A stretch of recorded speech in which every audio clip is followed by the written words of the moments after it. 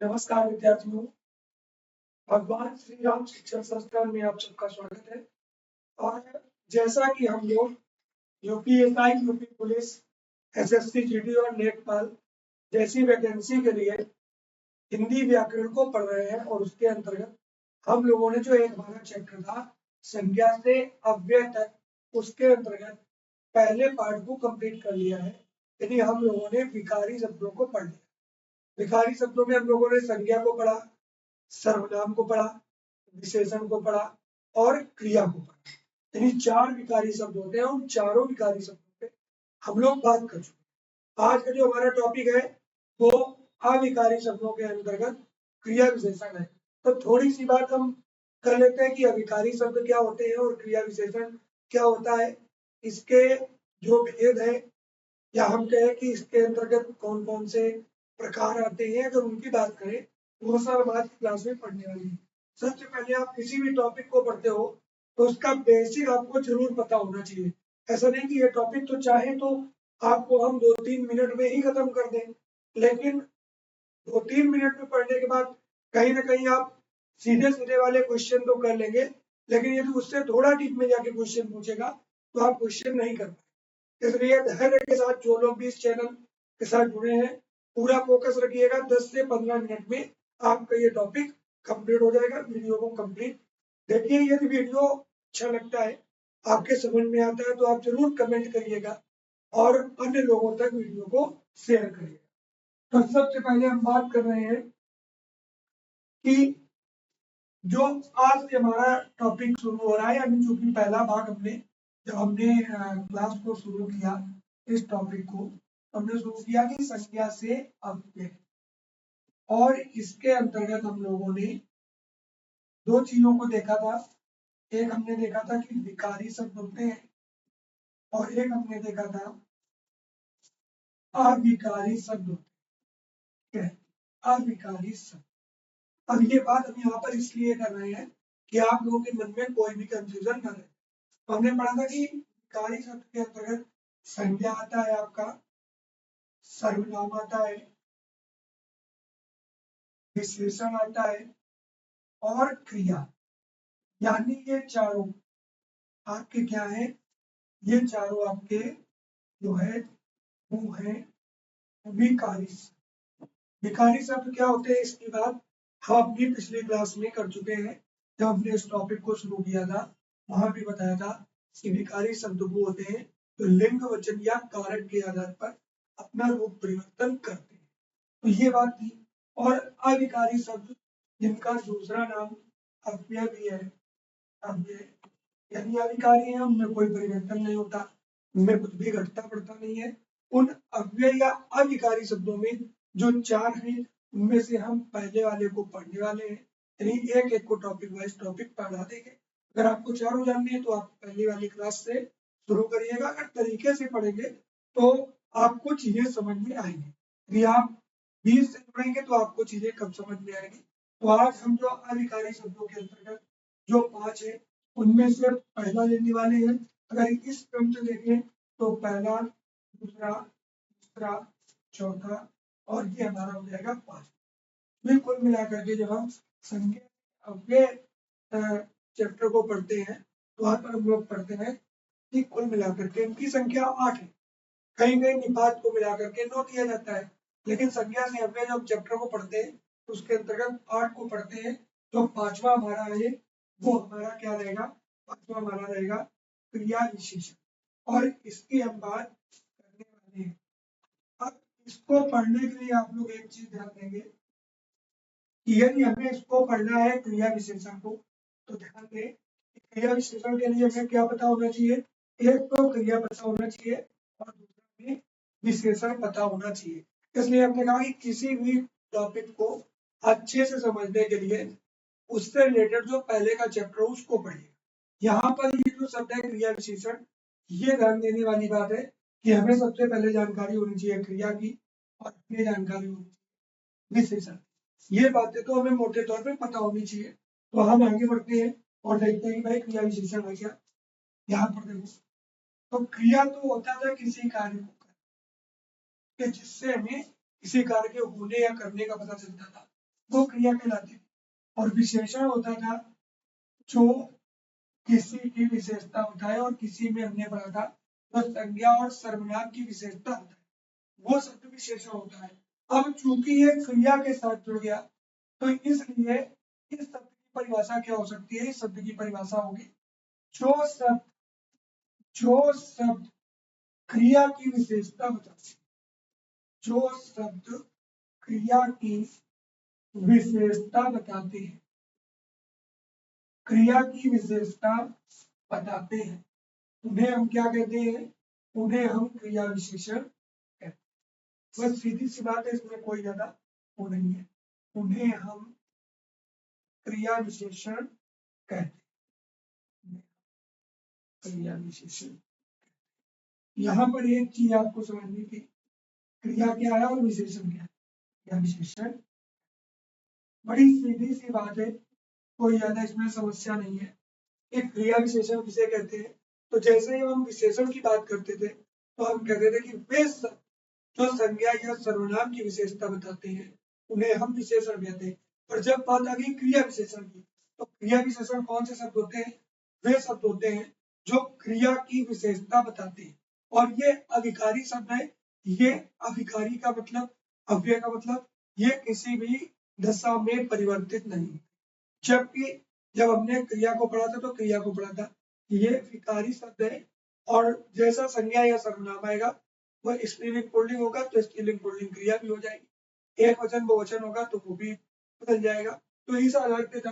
वैसा यहाँ पे है कि क्रिया विशेषण चाहे स्त्रीलिंग हो चाहे पुल्लिंग हो, चाहे एक वचन हो चाहे बहुवचन हो, उसमें कोई परिवर्तन हमें देखने को नहीं मिलता।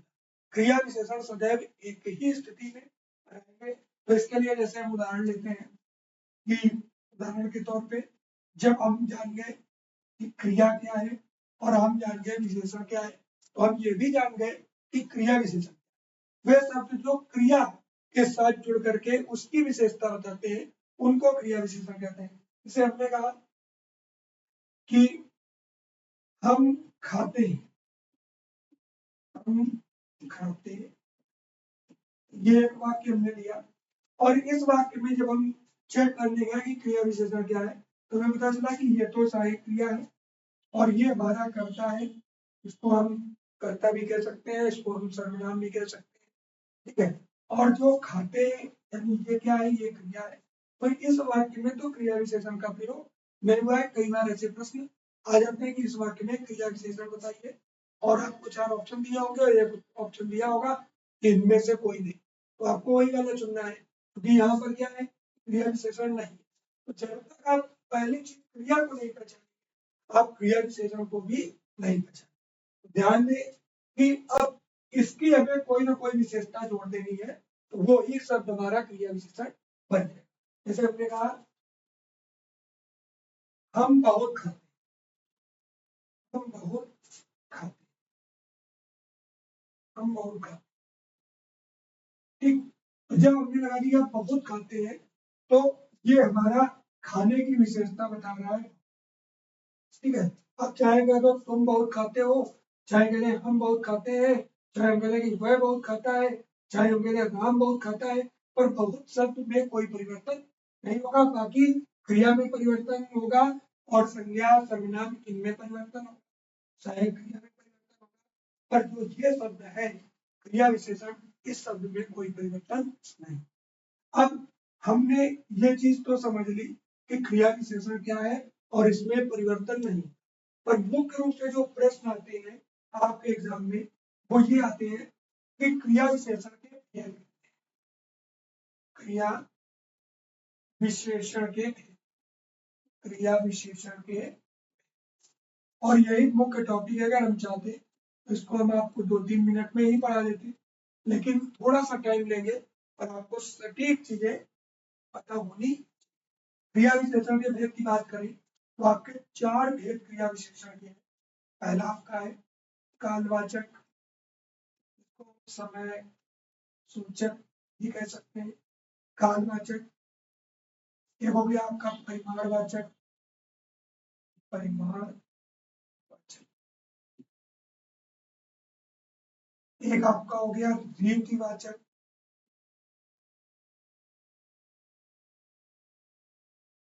और एक आपका हो गया स्थानवाचक।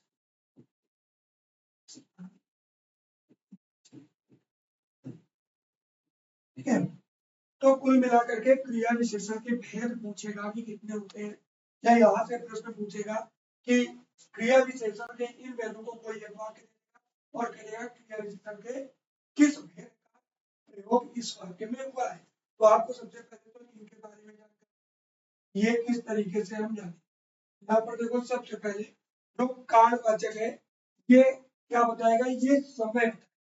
जैसे हमने कहा कि हम कल से सो रहे हैं, तो यहाँ पर क्या हुआ, तो हमें प्रश्न करना पड़ेगा कि कब से।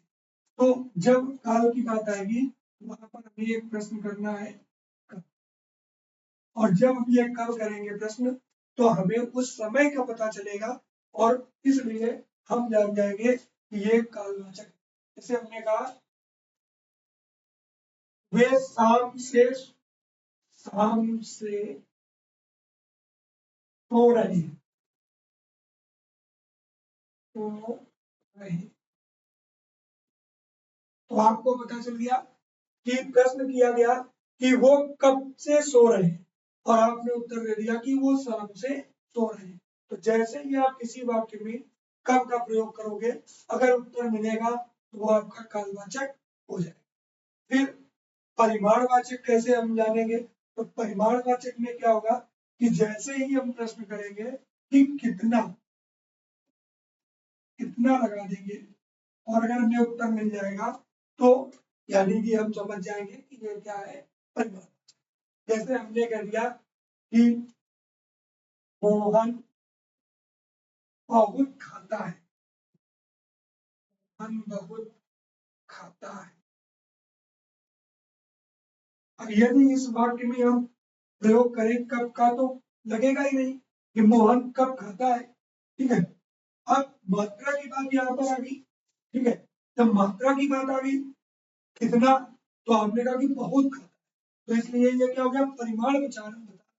जैसे हमने उसको पढ़ा था विशेषण को, तो हमने वहां पे भी परिमाणवाचक पढ़ा था जिसमें हम गिन नहीं सकते उसकी मात्रा को, बहुत ज्यादा कम थोड़ा इस प्रकार के शब्द आते हैं, तो वो कितना लगा के हम जान जाएंगे और ये परिमाणवाचक हमारा क्रिया विशेषण होगा।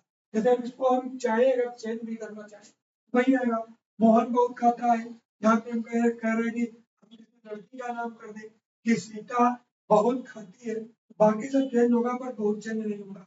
वे शाम से सो रहे हैं, हम शाम से खा रहे हैं, वे शाम से घूम रहे हैं, कुछ भी कर दो यह शाम का शाम ही रहेगा।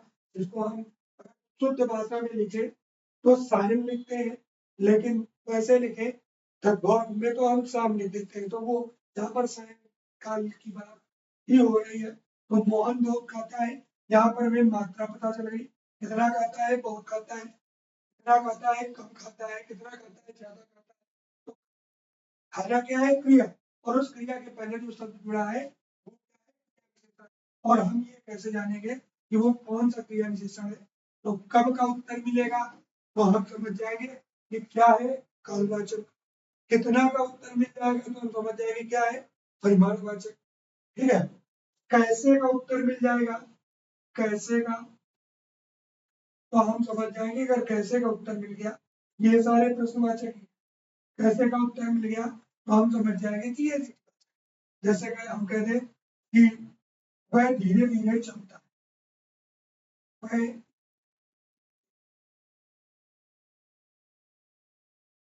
चलता है, वह धीरे धीरे चलता है। तो आपसे प्रश्न करेगा कि वह कैसे चलता है, तो आप बता देंगे कि वह धीरे धीरे चलता है। तो कैसे का उत्तर मिल गया तो हमारा क्या हो गया, रीतिवाचक। स्थानवाचक में क्या होगा, यहाँ पर कब था और स्थानवाचक जैसे कोई भी वाक्य आएगा वहां पर आप कैसे जानोगे, तो आप स्थानवाचक के लिए क्या प्रश्न करोगे, तो आप करोगे कहाँ।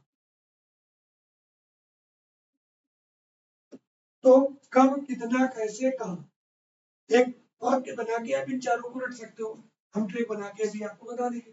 कब, कितना, कैसे, कहाँ। तो स्थानवाचक में हम कहाँ का प्रश्न करेंगे, जैसे कहा कि मैं कानपुर जा,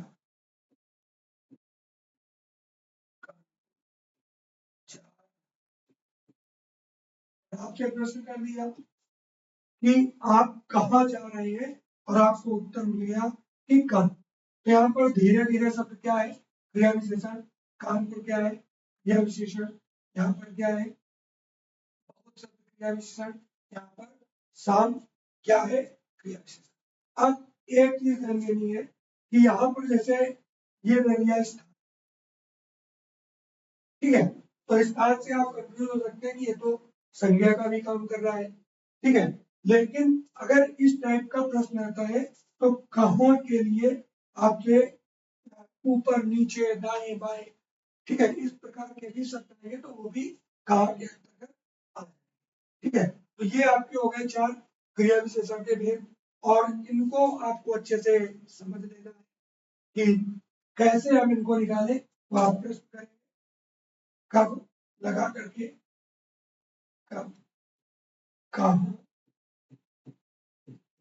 कैसे,